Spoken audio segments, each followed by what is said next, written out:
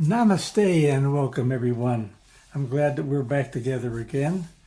After a bout with COVID, I think I'm rested well enough now to begin podcasting again. And we had finished the last book this past week, and the timing may just be perfect to begin the first episode of a new book entitled Aware in a World Asleep, a Principled Way for Living Spiritually. It's a favorite of mine, actually. If you're hearing this version, you know that I've gained enough strength to continue my life as pretty much normal, which is good news. If you don't hear this version, then you'll know that I have postponed putting on more audio visits, if you will, with you to gain more strength. Let's see what happens. And normally I start my books by reading the introduction. I'm not going to do that this time. The introduction to this book really speaks to a litany of how I got to be in a position to write this particular book. I think if you wanted to know that, I would suggest you buy the book, read it, or drop me a note and I'll do a separate reading of the introduction. That's perfectly fine by me. So anyhow, here's chapter 1 from Aware in a World Asleep. The title of the chapter is Preparing the Soil. Now I will do nothing but listen to accrue what I hear into this song. That quote is from Walter Whitman. You'll see how it works as we go through this chapter. Before spiritual life can successfully come to awareness, the soil of our soul must be tilled and nourished. This chapter 1 is the beginning of that process. We'll begin tilling and nourishing our spiritual foundation with some essential understandings about life, purpose, spirituality itself, and awareness. In this way, we will be filling the scriptural admonishment to put your hand on the tiller and don't let go, so as to maintain a steady path to enlightenment and fruitage. You would do well to look only inward in each moment of now, not outwardly, for our true identity. Aware in a world asleep. I was attempted to introduce this portion differently, using the word awake instead of aware. However, quick discernment inwardly of the more superficial meaning of awake gave way to the surer, deeper sense of life found in the word aware.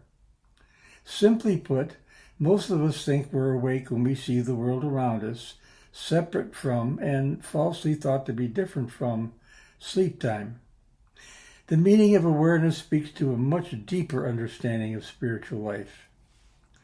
Awareness, not unlike intuition, is wisdom, truth, coming to light in ways we can realize it for what it really is. As used in this book, wisdom refers to a full and authentic engagement with our inherent godliness, with the inner experiencing of truth heard when fully aware. Such wisdom far exceeds surface knowledge thought to be true. Many will tell us that wisdom comes from experience, yet we find the deeper meaning of wisdom even in children, who come to wisdom out of innocence. And we find it in characters like the one who played the main role in the movie Forrest Gump, who for whatever reason puts nothing in the way of it so that it can surface in simple profundity. To be conscious is to reveal the meaning of one's surroundings and identity.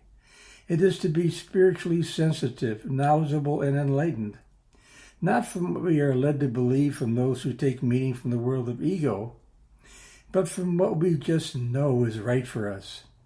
We experience this feeling of truth speaking only inwardly, when in communion with what will come to witness as truth, as wisdom revealed. We become aware of our only real identity. We become aware of the spiritual evidence that reframes the way we see and express life. Intuition and insight are that for us, released out of this sacred connection within us. They never let us down as deliverances of angelic messages to be lived faithfully.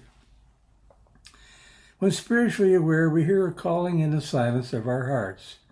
We must be careful to refrain from thinking simplistically that silence refers only to the lack of noise. When we speak of silence spiritually, it means we are to silence our own beliefs and opinions, putting aside what we have learned from outer authority. Surrendering our old ways in this fashion is the depth and breadth of humility, giving up our own views entirely for the truth or wisdom heard within us. Responding otherwise puts the world on notice that we think we know better than God, or what we call God at least. In reality, I know nothing of what is best for me. The best I can know is what I desire, and even that is colored by outside influence, of course. Spiritually, wisdom is that which knocks on our inner door, the voice that speaks only of our highest good. Silence is the language God speaks, a divine gift, each a pearl of great price. We are moved to respond as we grasp its full meaning. Renewed inner meaning quickens the soul and becomes our purpose.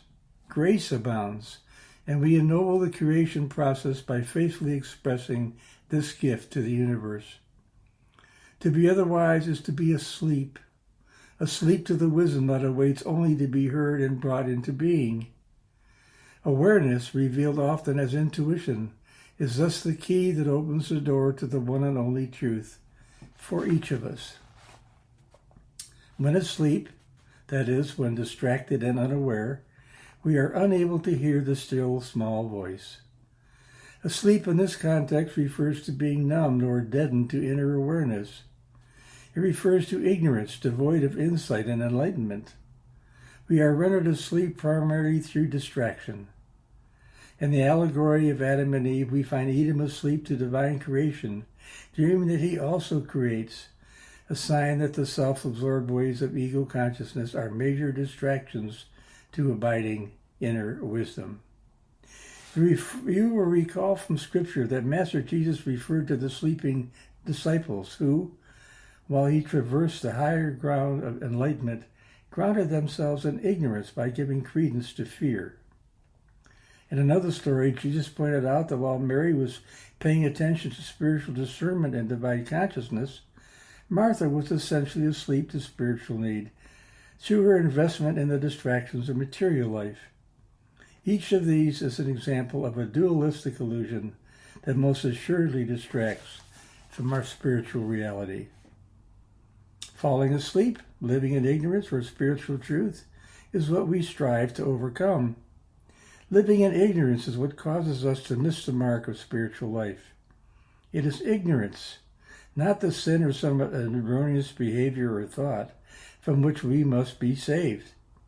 For when we come to fully appreciate and activate wisdom through intuition, we no longer miss the mark of spirituality and true life.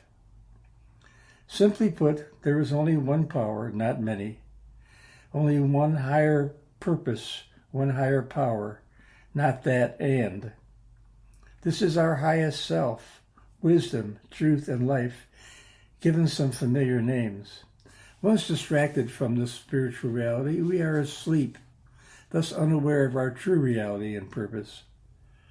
In contrast, when aware, we hear wisdom's voice speak.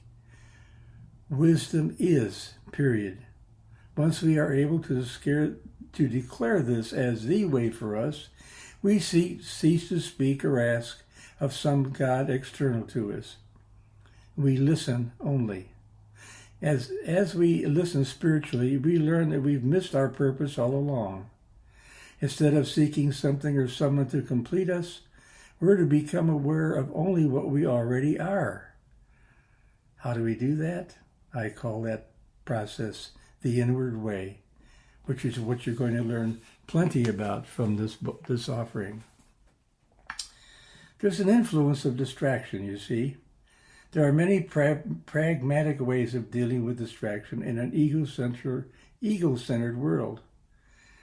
For example, a few years ago, a young friend shared with me that he was smitten with someone he had just met. After just a few weeks, he told me he decided to sever the relationship. Whatever happened, I asked. I thought from your description that she was going to be the one for you. Well, he responded, it's like when I shaved my head. Confused, I said, "You shaved your head because of her?" No, that's not it," he responded. "A few months ago, I was having a crazy time with my hair. I couldn't decide what style I liked, whether or not to use mousse, all that kind of stuff. Finally, I decided it was just too much of a distraction, so I shaved my head." It's the same thing that happened with this relationship. No matter what I said to her, she insisted on calling me way too frequently throughout each day. I had my life's work also to do, and the calls just became a major distraction from that inner commitment. Ever since, when distraction has become a major influence in either of our lives, the two of us just say, "shave your head," as the buzzword, pun intended, for the necessary action to be taken. You might adopt that as a simple way of dealing with what distracts you from your spiritual purpose. Quite simply, shave your head. Eliminate the distraction. Unnecessary distractions deserve no less drastic, yet simple, solution. Needless to say, there are many things that distract us from awareness. Many of them are not of our own making. Examples are amply spelled out in the next chapter. Not to be hated or even disliked, distractions just are what they are. Used simply as evidence of what separates us from allowing wisdom to become conscious, we can immediately shift our direction, restoring our consciousness to that found within our heart of hearts. A bit about experiencing life. It is important to distinguish between what we mean by real life and the dream-like circumstances and conditions we observe around us. The difference is profound, yet quite simple. On one hand, we express our day-to-day existence largely unconsciously, or from the illusory foundation of ego or mass consciousness. These make our waking dreams symbolic representations of some material desire or unconscious manifestation. Once believed, those desires become our reality, or so we think. We might well try looking at what we believe material life to be by first understanding the nature of our sleeping dreams. Essentially, they are a symbolic representation reflecting some aspect of our current state of consciousness. Quite often, they are a reflection of our hidden so-called treasures, those false images that need to surface in order to finally be swept aside. Read symbolically, we can discern the path for empowering a helpful change in outlook. Indeed, each dream is a gift when seen that way. Why not then see our waking life in the same light? Learning to see outward appearance as a symbolic representation of our current level of spiritual consciousness can enlighten us to the deeper meaning events and circumstances have for us.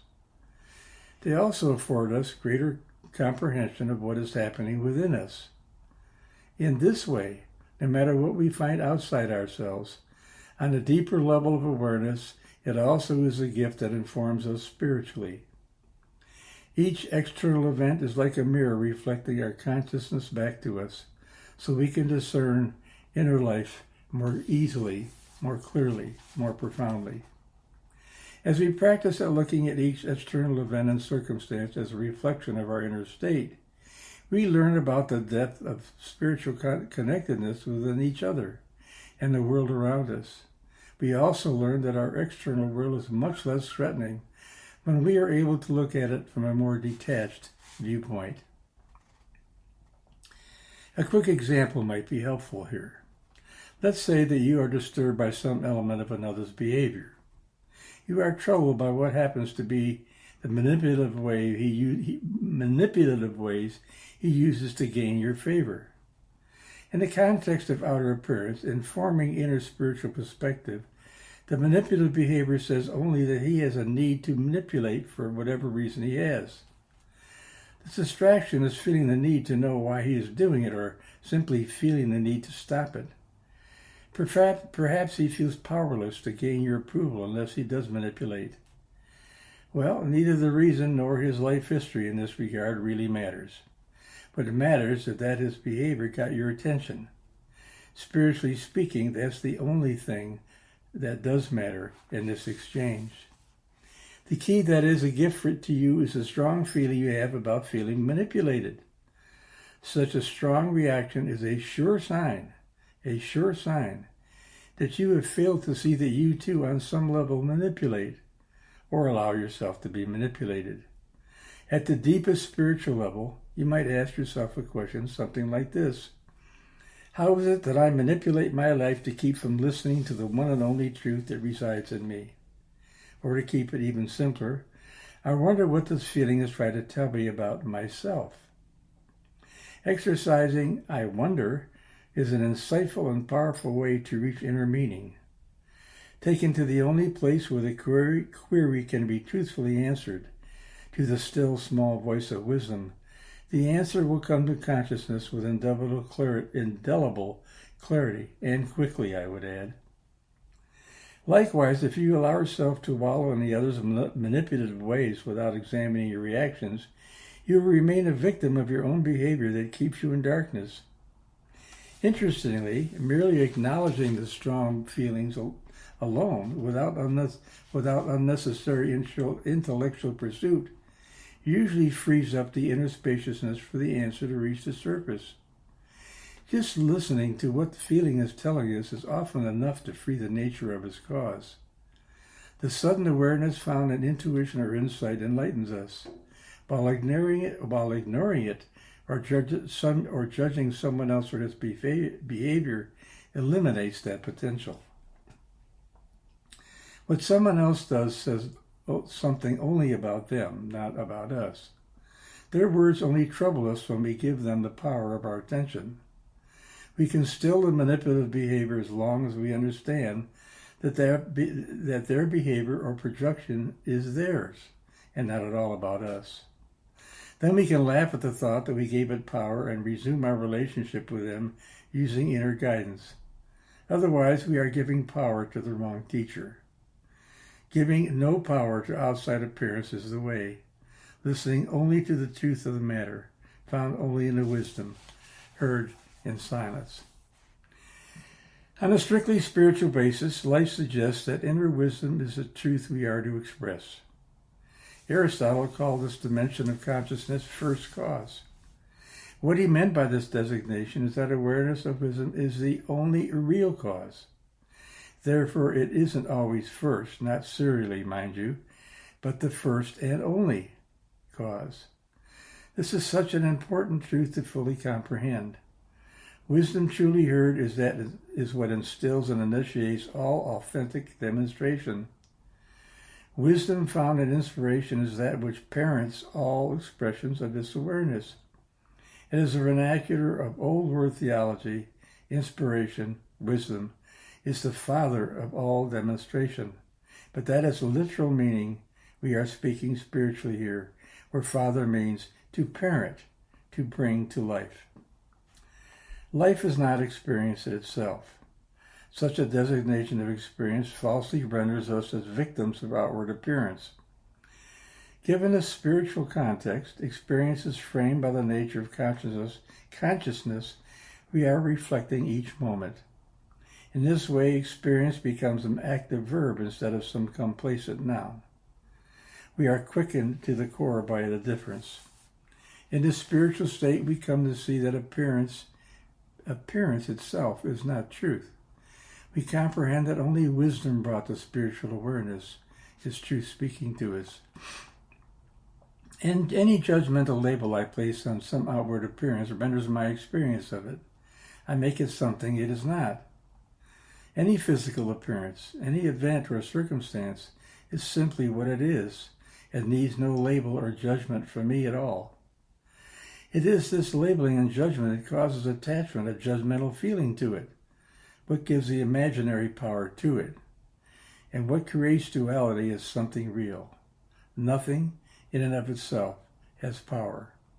Only attaching the meaning it has for us gives power to it. Labeling something good or bad, for example, gives it power or meaning it simply does not have. Sometimes we give meaning that feels emotional. At other times it is intellectual. At still other times spiritual. I just love this definition I once heard of name, as in naming something. Name is a label when stripped away, lets you see all as me, the highest power. Me is a label when stripped away that lets you see all of that highest power, of course, and refers to divine essence individualized infinitely. It is our conscious awareness of our highest self, wisdom expressed as each of us. What is simply is, regardless of appearance. Perhaps a brief story will help here. A friend once told me of her time in India where she studied in an ashram. Over a door to the ashram was a sign, "Isness is our business." This was intended to admonish the followers that any form of labeling or judgmental attachment to simple isness was not a part of why they were there. Long story short, the guru they studied with for a time died suddenly one night, throwing the followers in a great disarray. As they entered their ashram the next morning, however, the followers were greeted with a new sign, "Isness as usual." In the words of Shakespeare, nothing is either right or wrong, only thinking makes it so. The same is true with labeling or making unfound judgments out of dualistic limitation. Life is just what it is, period. According to the Master Jesus, we are to give it no more thought or concern to life than that. And Joseph Goldstein says, "Nothingize it." In other words, make nothing of it. It is nothingness. A keener sense of spiritual accountability comes from being more aware of the consequences of our actions. From this, we learn that our lives are essentially about demonstrating spiritual awareness. In this physical form, we are able to see the effects of how we express our current level of consciousness. Many of us are threatened by the idea of personal accountability. We do not like to think we have created what we see around us. However, accountability is not a judgmental term. It only connotes a confirmation of action taken or experience defined. It is a demonstration or proof one can use to assess behavior or action alongside results. We can then use our discernment to notify our demonstrations to expressions of divine consciousness only. Each moment welcomes an opportunity for doing so. One day we will come to free ourselves from enough limitations to see beyond the veil of illusion. We will move past the false beliefs and opinions that have reserved our place in the illusory, chaotic, egocentric world. Instead, we will come to see and feel the connection with something larger than ourselves, the essence of being, by whatever name one wants to put on it, although no name is necessary. The rest of what we see outside of us is just a dream we make up as we go along. In this regard, divine essence or wisdom cannot really be described. It must be experienced in order for it to be real for us. Thus, experiencing becomes the definition. No matter what appears before us, then, it is how we experience that idea, and not the element itself, that defines spiritual reality. We resonate with the truth we find there, and then apply or express it as life. Contrary to popular belief, there is no other way to the truth of the matter, or at least not spiritually. Eventually we come to comprehend that as humans we are not the creator at all. The actual creator of life is the wisdom that inspires us to act. It is this spiritual voice that parents its demonstration. We are simply the mechanism through which demonstration unfolds. Now, this is not to minimize our part in it. Without us, creations lay fallow in the field of unrealized potential. Demonstration is initiated by inspiration, the voice of intuition or insight heard as the still, small voice within us. Heard as the highest good in its purity, we activate or energize this wisdom with a voice of enthusiasm for its completion. When complete, we get to assess the validity of how we have demonstrated it. Either it has been faithfully rendered as the highest form of love, or has been erroneously formed out of fear. Now comes deeper meaning.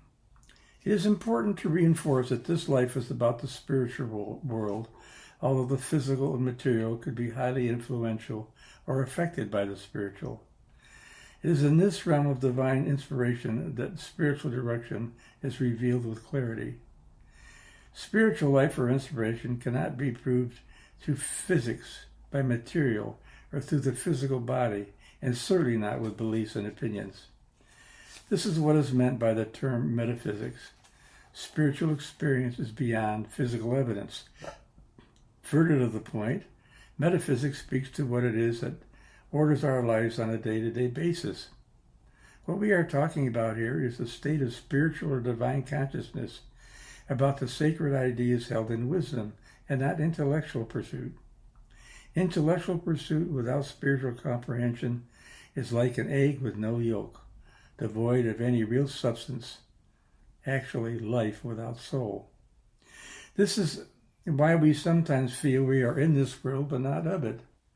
Somehow we feel disjointed or out of place, in disarray. That is because lodged in a physical mentality, we are out of place and disjointed and in disarray. For the most part, we have forgotten yet again that life is really spiritual. Instead, we have inserted a collective belief that renders both the spiritual and physical as equals and real. Both real, I should say. Thus, we hold ourselves in a pattern of encumbered with the illusions tied to duality, while our inner voice beckons with the truth of oneness only. We often confuse outer appearance with true reality. Collective consciousness, harnessed and impressed over centuries, had led us to believe these illusions are real, even spiritual. As we engage with a false sense of ego consciousness, we require evidence gathered from our five senses as a means of validating reality. Let us imagine that we can see only with our eyes and hear only with our ears. One could argue that it is the optic and auditory nerves that make sight and sound possible. But bear with me for just a moment. If true as a spiritual proposition, why then did the Master Jesus say we have eyes but do not see and ears but do not hear? On the surface of it, much like the Pharisees dealt with spirituality, Jesus' words must have sounded absurd. As physical references, they are absurd. But spirituality does not deal with the physical world. It deals with experiencing and demonstrating wisdom, suffering as spiritual truth heard only within. Jesus admonished us to look to God and life spiritually, not physically. Jesus' words, just as the word we attribute to God, speak as metaphor, as poetic reflections of deeper meaning. Seeing refers to intuition and insight, and hearing refers to deeper meaning or spiritual comprehension. To comprehend is to conceive or grasp the fullness of meaning, not the surface meaning. In this case, the truth heard deep within us. Seeing and hearing are not about surface meaning, literality, linearity, and physicality. It's about experiencing wisdom at its depths and resonating with it as truth for us. There is no resonant connection that can reconcile spiritual meaning physically. Spiritually, the physical is deader than a doornail. No matter what physical nail we are hitting, it is only by experiencing inner resonance that we understand with certainty we have come to the truth of any matter. This is conscious awareness. Life is purpose fulfilled. Spiritually speaking, our purpose is to become aware of and express the perfection of wisdom as we are. A belief in the self apart from our highest self or wisdom is the height of dualism, because of conscious awareness of inner wisdom is omniscient, omnipotent, omnipresent, and ever active. Where is there room for anything else to be found? Nowhere. Nowhere is there to be God or wisdom and everything else. Spiritually, there is only the awareness of this truth. All else we think is real is only an illusion we have made up and thought to be real. The minute we give credence or power to outer appearance or belief in the pain, we separate ourselves from the one, divine consciousness. We will have succumbed to the voice of outer authority when the only real authority resides within, in the form of wisdom. Erroneously, duality will have been validated as real when it is not real. Denial of this truth represents a belief in a self apart from wisdom. Such a sense of separation is the height of vanity. As the height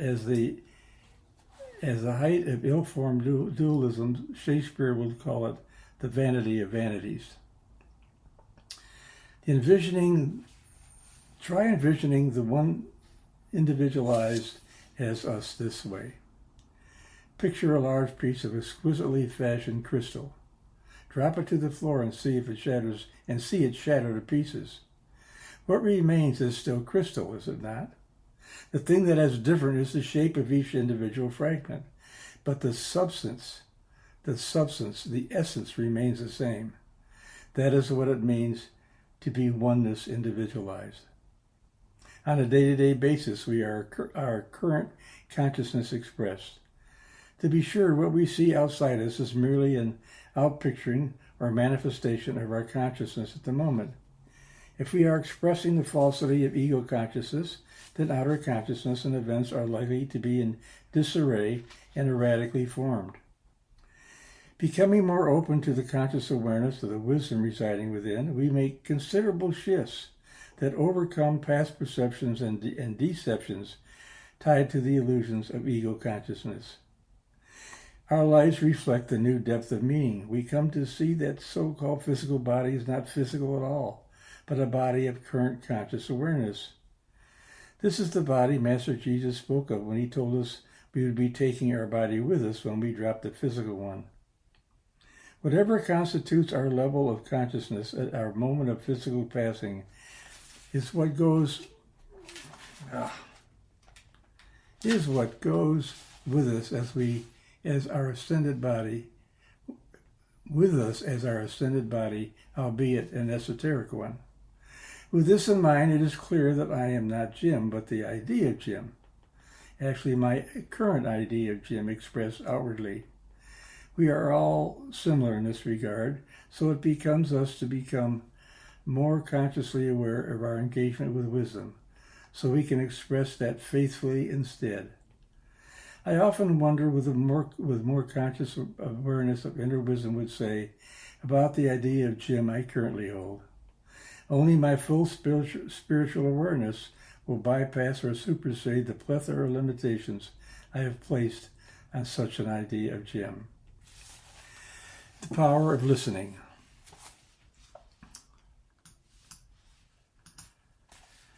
A metaphysical society which I helped form has put spiritual discernment in the process of exercising it essentially this way.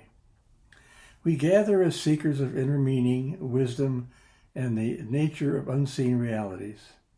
None of us has a complete picture of our own being or the greater existence of consciousness.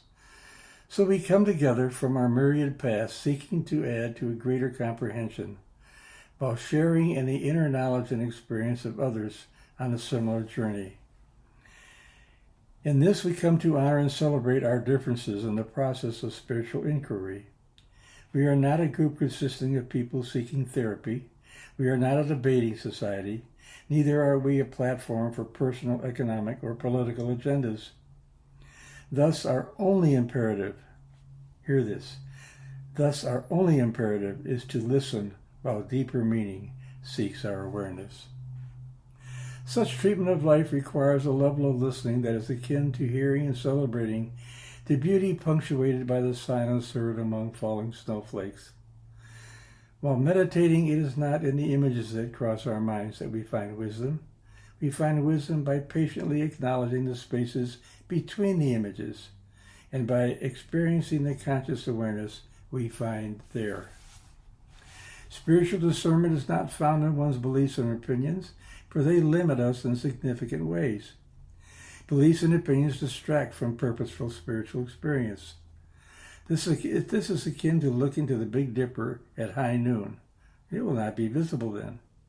Distractions are just too great and the condition just not right. The same is true when we look for spiritual truth in the world of opinion and belief. We become distracted by the immense layer of errors held in place by the domains of so-called physical proof. We look endlessly to the material realm for validation of false claims.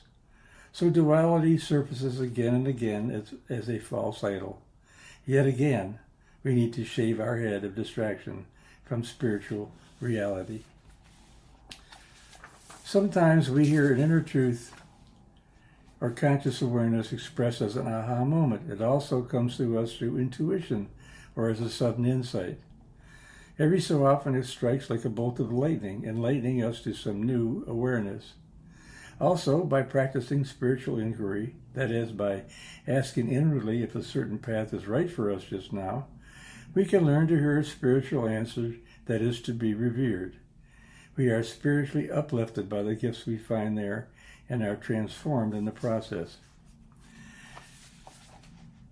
Contrary to common belief and practice, conscious awareness also comes to us when we stop thinking about a question that troubles us and let life simply bring awareness to us sometime during the day, or perhaps as a bump in the night. It is impossible for us to receive the gifts that await us when we are grinding away, trying to dig them out for ourselves. Indeed, we are far better off following the admonition to give it no thought. Give it no thought. Silencing our erroneous beliefs and opinions instead of giving them thought allows a language of wisdom to surface in silence. It is about letting wisdom have its way with us, and it is only there where truth can be found. Sometimes dualistic reference gets in our way of real meaning, and we often explain them away by saying it is only a matter of semantics. For example, some use the word mind to describe divine consciousness. From the seed of ego consciousness, however, mind and the physical brain are often erroneously interchanged. Spiritually, we are not speaking about the intellect or brain power or some physical part of us. When aware, darkness or ignorance is dispelled by enlightenment. Enlightenment only appears when we understand that it is not a dualistic world we live in. That difference cannot be explained by a term like semantics. In order to keep the discussion focused on the spiritual and away from duality, I suggest we substitute wisdom or even simply conscious awareness for the word God and all its synonyms. It is simply too easy to slide back into duality by holding to a view of God that some entity aside from us, separate from us, is there for us.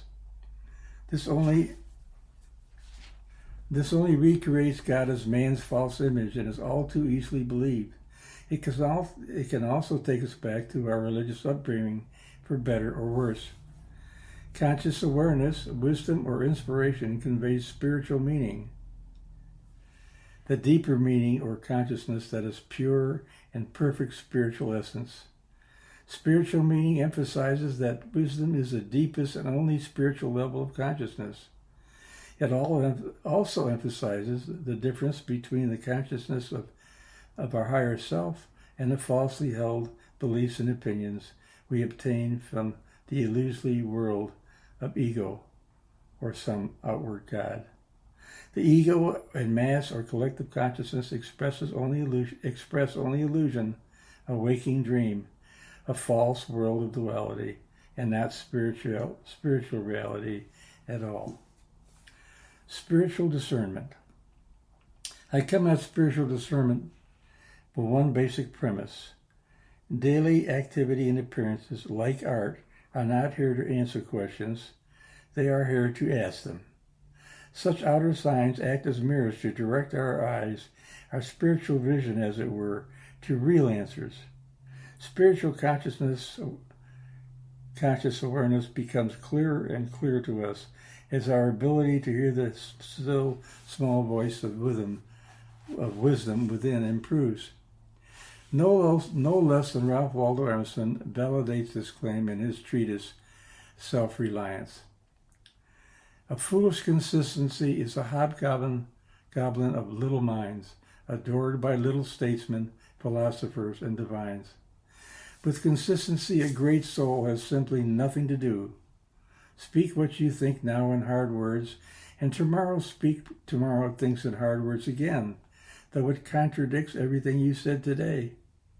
Ah, so she shall be sure to be misunderstood. Is it so bad, then, to be misunderstood? Pythagoras was misunderstood, and Socrates, and Jesus, and Luther, and Newton, and every pure, wise spirit that ever took flesh. To be great is to be misunderstood. A foolish consistency reflects those self-limiting beliefs or opinions that entwine us in a never-ending web of ego-centered restriction and imaginational bias. We become rigid in these perceptions. We fight to the death for them. We make our beliefs and opinions along with outer appearances sound like the truth when they are not the truth at all. Spiritually, this obviates going within for the only real source of truth on any matter.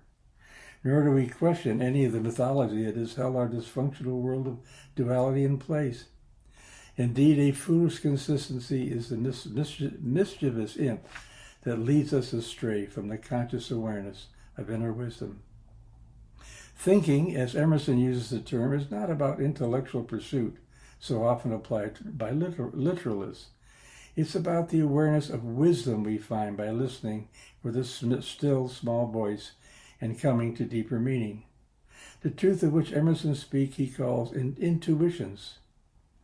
Intuition releases real meaning.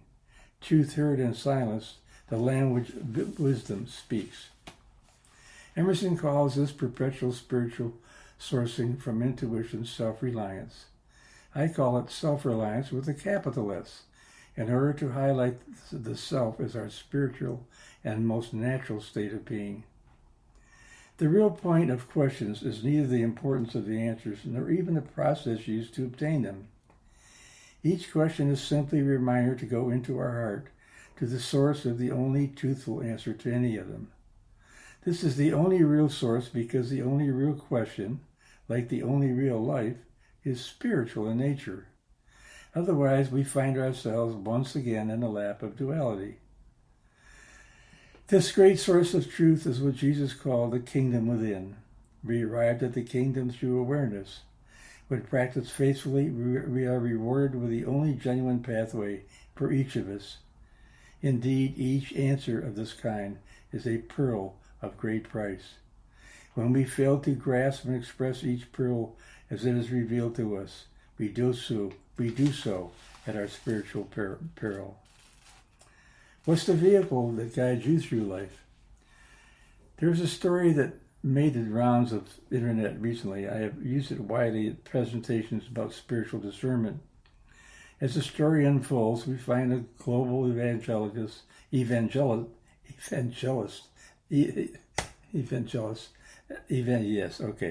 Reverend Billy Graham talking with his chauffeur. You know, Reverend Graham says, I've always wanted to know what it's like to drive one of these limousines, but I've only ridden the back of one all these years. Oh no, Reverend Graham, I couldn't let you do that. You're the important one here. No, that isn't so. And besides, we're all important. Besides, I'd like to satisfy my curiosity. Please indulge me this one time. The chauffeur thought it over and reluctantly turned the wheel over to Reverend Graham, reassigning himself to the back seat as instructed. Unaccustomed as he was to driving such a large, powerful vehicle, Reverend Graham quickly exceeded the speed limit after entering the freeway. Almost immediately, a policeman pulled him over and asked for his driver's license and registration. Embarrassed, Graham fumbled for them, declaring that he normally didn't drive, so he didn't have them right at hand. Now, fully recognizing Reverend Graham, the officer told him he had to check something at headquarters and would return momentarily. On the intercom, the officer asked the desk sergeant if they still had the policy of giving preferential treatment to special persons. Why, yes, answered the sergeant. Why do you ask? Well, the officer responded, I've just stopped a really important person, and I want to be sure to do the right thing here. Well, who is it, the governor? No, answered the officer. More important than that. The president, the desk sergeant asked again. No, even more important than that, the officer responded. How can that be? Who could be more important than the president? The other asked incredulously. Well, responded the field officer. To be honest, it must be Jesus, because Reverend Billy Graham is his chauffeur. Not only does this story tickle our fancy, it goes to the core of divine consciousness by raising some very important questions. Metaphorically speaking, an automobile represents the vehicle of consciousness that transports us through life. From time to time, we erroneously think life is governed or driven by some outside force, when spiritual reality is governed by the power of conscious awareness. We thus make false assumptions that overvalue one by forgetting or ignoring the other. Questions arise then. Are we allowing ourselves to be transported through life by the illusions of duality, or the truth found in self-reliance? What is really driving us? Who or what is being transported? What pattern of governance are we using to shape life? Are we deferring to some outer authority from which we seek answers, as depicted by the storied version of Reverend Graham? Or are we abiding in the truth found in the still small voice that validates our only real identity, the wisdom that spoke through just as with Jesus, and thus it also speaks through us? Once we come to see that the truth found in wisdom is our only source, illusions of dualism cease to exist as viable alternatives. Okay, we're coming down the home stretch now, folks. The need for spiritual principles. By discovering some spiritual principles to guide us, we can practice expressing life consonant with them.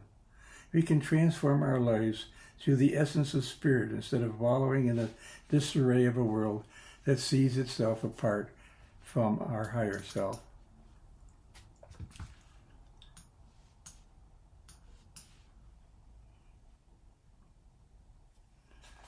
I just lost my place.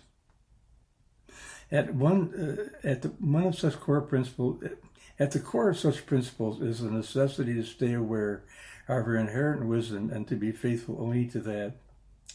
The principles illumined in the following chapters will help create a pattern for doing so, from our regularly arriving at conscious awareness. For this deeper comprehension of our spirituality, awareness, I have coined the word knowing. It's spelled G-N-O-W-I-N-G, not K-N-O-W-I-N-G.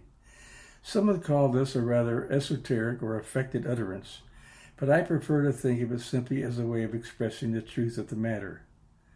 As a practical matter, we know and know begin with both a silent letter, but I like G-N-O-W better because it speaks to the meaning of gnosis. That's G-N-O-S-I-S, the deeper meaning found only in the depths of our hearts. The gnosis often spoke of real truth or the voice of wisdom this way, is in contrast to the superficial knowledge found so frequently by using the intellect or literal rational treatment alone. Thus, knowing, K-N-O-W-I-N-G, turns into G-N-O-W-I-N-G, if for no other purpose than for spiritual clarity and emphasis. Divine consciousness is the knowing or conscious awareness of spiritual truth found in wisdom, while knowing with a K is most often only an intellectual or literal understanding that at best can only point the direction to truth. This is not to demean intellect, only to acknowledge it for what it is instead of giving it some magic power it simply does not have.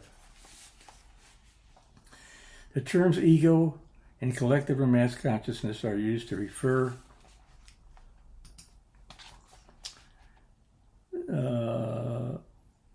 to the conscious erroneous belief in the idea of a life separate from our greatest power.